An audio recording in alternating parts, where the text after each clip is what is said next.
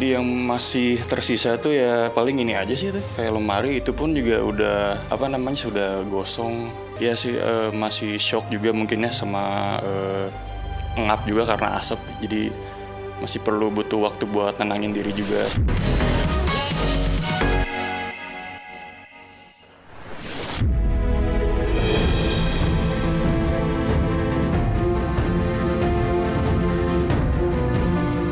Pemirsa Silet RCTI, duka kesedihan tengah menyelimuti komedian Johanna Sutisna atau lebih dikenal Jopi Project dan keluarga.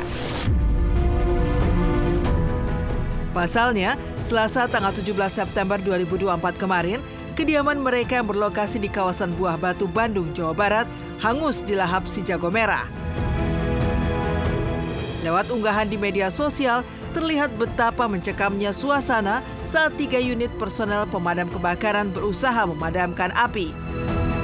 Joe dan istrinya bahkan sampai menerima bantuan pernafasan dengan tabung oksigen karena sesak nafas saat berusaha menyelamatkan diri. Warga sekitar juga sempat membantu bahu-membahu memadamkan api dengan peralatan seadanya. Setelah sekitar 1 jam berjibaku, si jago merah pun akhirnya berhasil dipadamkan sepenuhnya.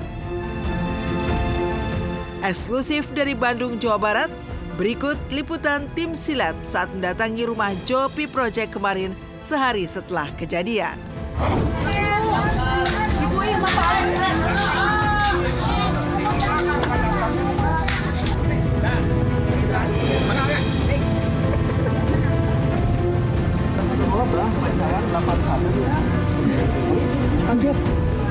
Tenang sabarnya, sabar. Ya Allah, ya Robi. Pakai pasir, pakai air gitu, pakai air keran ya. Tapi dalam panik pada air keran juga susah keluar ya. Nggak jalan, padahal selangnya panjang, prosesnya lama, panas. Makanya ternyata jangankan saya, kaca juga yang tidak terkena oleh jilatan api.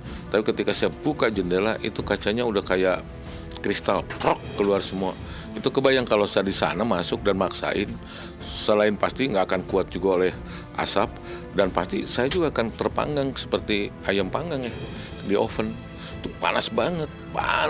Kurang lebih nggak lebih dari 10 menit, 5 menit sekian kalau nggak salah itu sudah datang ke lokasi. Alhamdulillah rumahnya Kang Jo bisa terselamatkan dengan tidak merembet ke lantai bawah.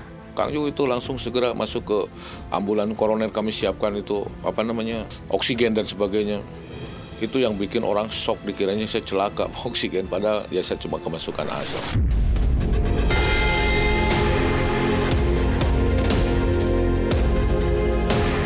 Tampak sejumlah bagian mengalami kerusakan, paling parah lantai 2 yang menjadi sumber api berasal. Menurut Joe, penyebabnya adalah charger handphone yang memercikan api. Ia sebenarnya sudah sempat menyadari adanya keganjilan dari charger handphone yang sering ia tinggalkan tercolok di dalam kamar. Namun ternyata muncul percikan api yang akhirnya membakar barang-barang di sekitarnya. Istri Joe, Uci, yang pertama kali melihat api setelah sholat maghrib pun langsung menghubungi pemadam kebakaran. Namun karena kebakaran cukup cepat membesar, mereka memutuskan untuk evakuasi. Jadi itu tidak dicas, dalam kondisi standby si chargernya. Bisa 4 hari, 2 hari, 3 hari.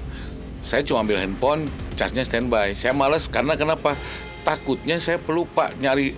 Itu berkali-kali saya beli charger karena hilang terus. Nah, supaya tidak hilang saya taruh standby terus. Ternyata itu yang menjadi masalah dan dimulai dari ada percikan-percikan api dan saya abaikan itu.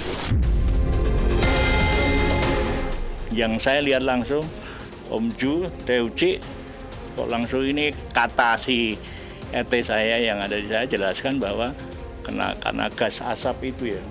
Jadi alhamdulillah ini saya sudah bukan katanya melihat langsung beliau-beliau, alhamdulillah sehat ya.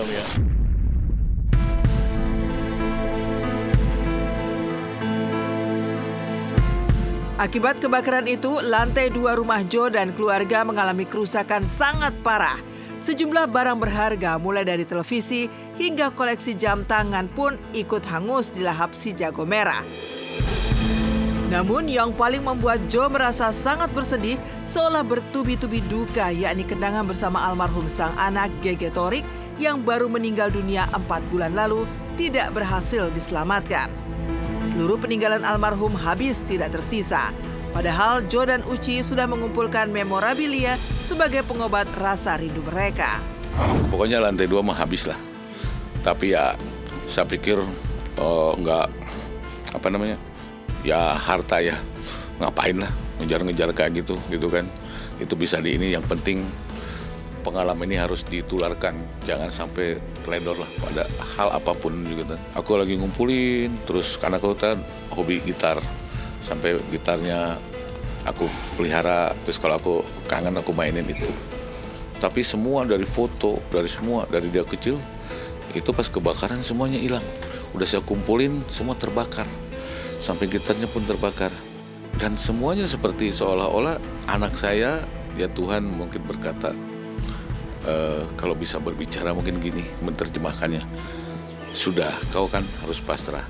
Kau jangan mengingat terus dengan benda-benda yang anakku punya gitu. Karena aku udah agak sedikit madness ya, kegilaan. Ngumpulin, terus melamunkan lagi anakku kalau begini. Itu mungkin yang nggak boleh. Itu sampai foto, sampai catatan dia sekolah dari SD sampai kuliah itu kebakar setelah saya kumpulin berbulan-bulan gitu. Ya intinya mungkin saya jangan berlebihan juga karena mungkin saya tidak berserah ya, tidak ikhlas juga mungkin karena rasa ingat yang berlebihan itu sama dengan tetap aja nggak ikhlas gitu.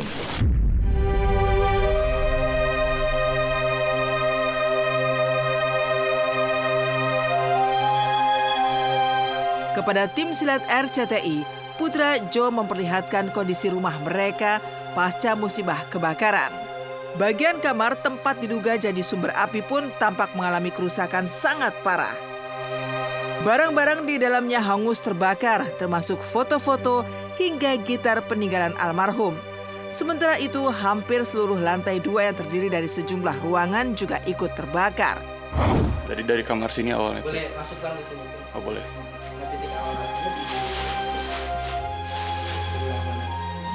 Ini kan awalnya kasur, ini kamar ya. Kasur, ini ada TV, terus kamar mandi juga kena tuh sampai ke sana, sampai ke sebelah sini. Nah di sini tuh awalnya kan sofa, di sini sofa, terus mungkin ngecasnya dari colokan yang di sini nih. Ini gitar tuh peninggalannya GG, dia kakak saya.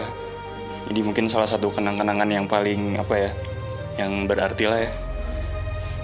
Tuh ini udah sampai habis juga. Jadi yang masih tersisa tuh ya paling ini aja sih tuh. Kayak lemari itu pun juga udah sudah gosong.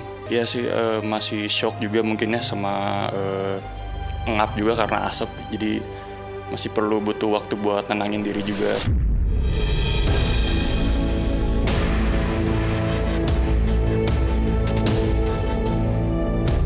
Akan selalu ada hikmah dari setiap musibah. Joe dan Uci mengaku bersyukur karena kepedulian banyak orang terhadap keluarga mereka. Bahkan kerabat hingga tetangga sering datang ke rumah untuk mengecek keadaan Joe, bahkan membawakan makanan.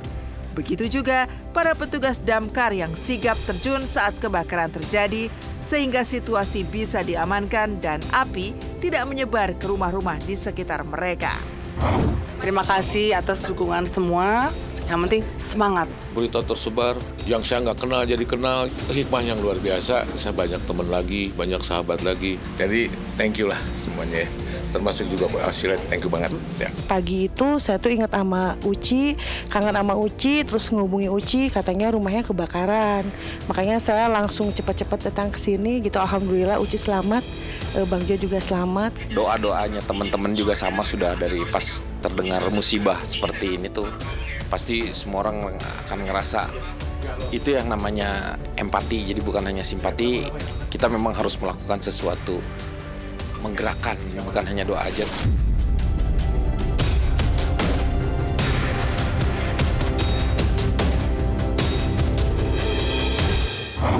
Jangan lupa saksikan Silet hanya di RCTI.